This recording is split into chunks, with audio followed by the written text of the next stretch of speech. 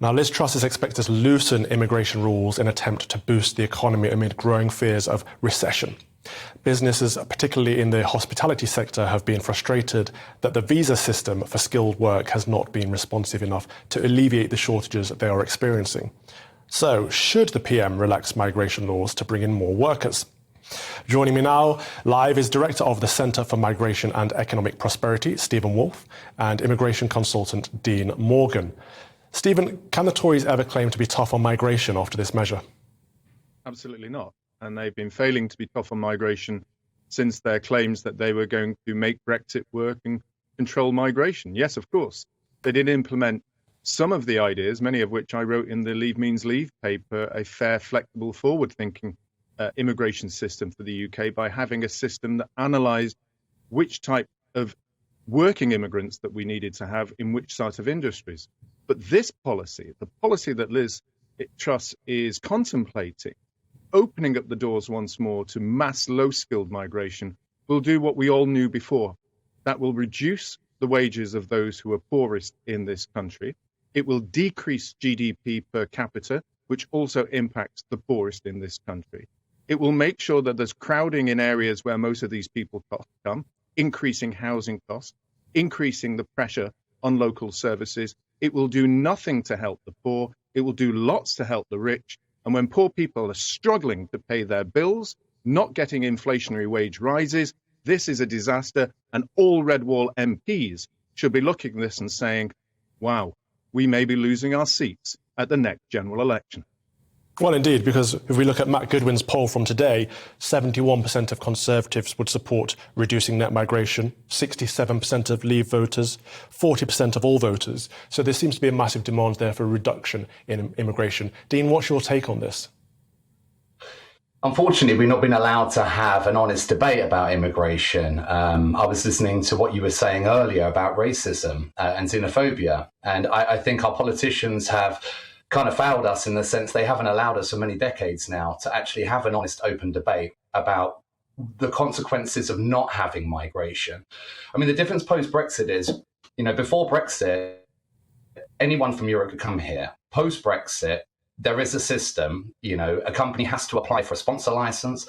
They have to request a certificate of sponsorship from the government. The government has total control over that.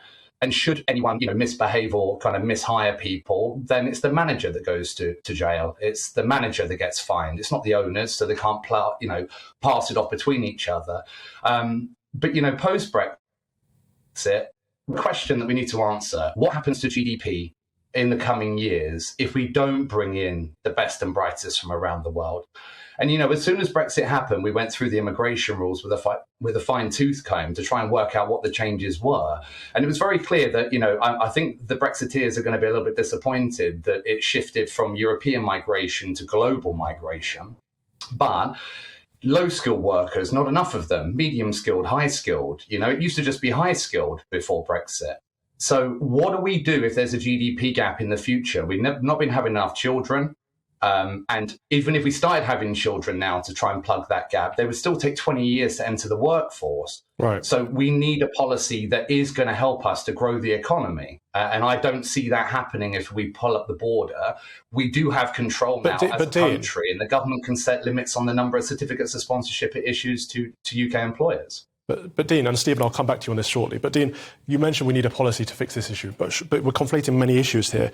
We've talked about having the best and brightest able to come here. Well, the government's put in place an Australian-style points-based system that many Brexiteers would have campaigned for. But what we're seeing today is that low-skilled workers are being re-designated as high-skilled individuals in order to get more immigration to fill the gaps of low-skilled workers. Surely a policy that better suits the British citizens would be to skill up British citizens to fulfil those roles, and we have mass unemployment that could lend those workers.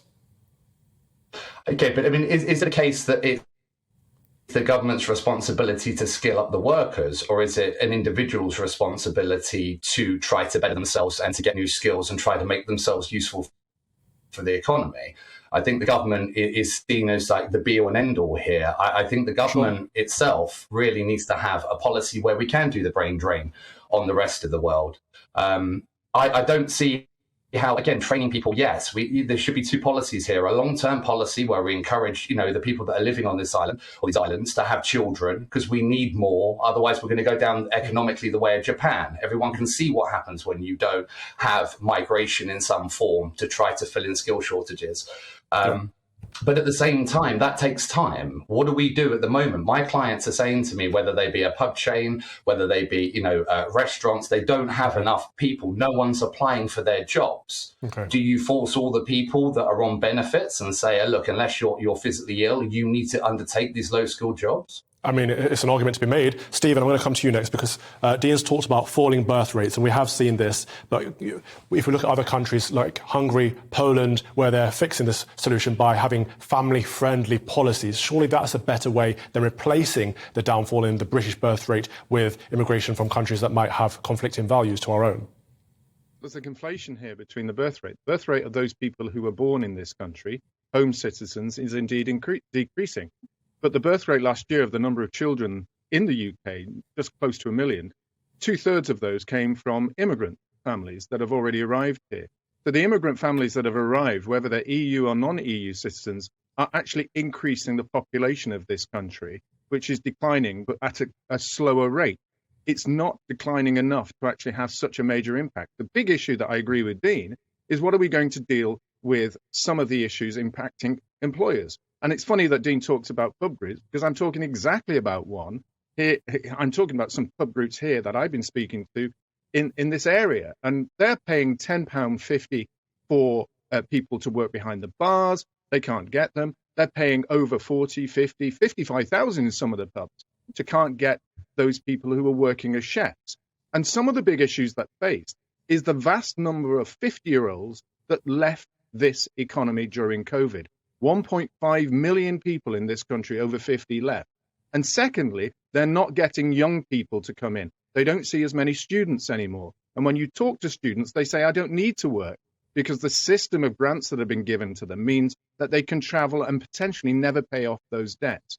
So if we're looking at ways of improving our economy, yes, we need to train our own, but we also need to bring in a system where the tax system encourages those 50-year-olds to come back into the workplace, where you have tax systems to encourage students to come in and maybe impact that as well. It's not a one-fit-all in which this government seems to believe that we bring in mass immigration at low-skilled levels from across the world, because we do not get the benefit on GDP per capita.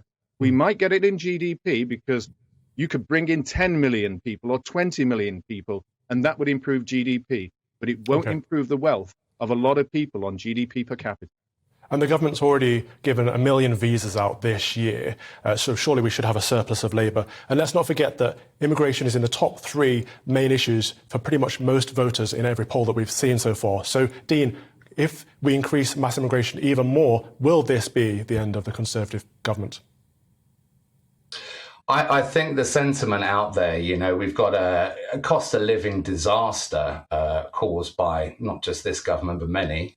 We have a currency that's behaving like the worst, altcoin going into a bear market.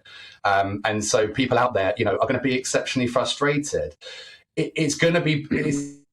It's easy to blame, as we know from history, this problem on others. It's the migrants. It's their fault. I mean, thank God they are having children, as we've chosen not to. It's very simple. But we need to. But that's understandable why we've chosen not to, because I lived in India for a year, massive families, but the cost of living over there, although the salaries are high, are less, the cost of living is lower, so you can afford to have more children, or not always a choice. But the problem is the cost of living here has got to a point where if you want to have 2, 3, 4 children, you're going to need to rely on the government unless you're exceptionally wealthy. You make a decent point. That problem, You make a decent point, but I think this is going to make things worse, isn't it? If the cost of living crisis is preventing people from starting families, more mass immigration is only going to make things worse. But thank you very much to both of you for a wonderful conversation. That is the Director of the Centre for Migration and Economic Prosperity, Stephen Woolfe, and immigration consultant, Dean Morgan.